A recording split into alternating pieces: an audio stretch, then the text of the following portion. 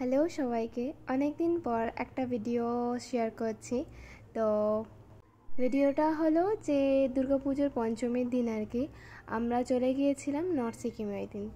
আর যাওয়ার সময় তো অনেকটাই দুঃখ হচ্ছিল, কারণ দুর্গাপুজোতে বাইরে যেতে আমার তো ভালো লাগে না, কারণ আমি কোনোদিনও বাইরে যাইনি।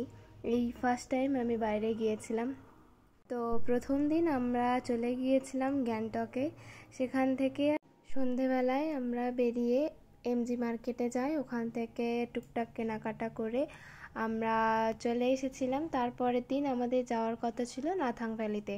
তো সেখানে যাওয়ার পথে আমরা দেখেছিলাম ছাঙ্গু লেক, তারপর নিউ বাবা টেম্পল, ওল্ড বাবা টেম্পল, কুপুপ লেক, এইসব তো ঘুরেই ছিলাম। তবে আমরা প্রথম দিনটা একটু মেঘলা মেঘলাই পেয়েছিলাম, ছাঙ্গু লেকে তো বৃষ্টি শুরুই হয়ে গিয়েছিল।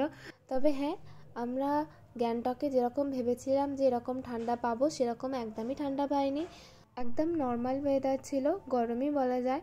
তারপর ওখান থেকে আমরা পরের দিন যখন ছাঙ্গু হয়ে নাথাং ভ্যালি আমরা আসছিলাম, সেই দিন খুব ভালো ঠান্ডা পেয়েছি। চলো, আজকের মতো এই পর্যন্তই ভিডিওটা রইলো।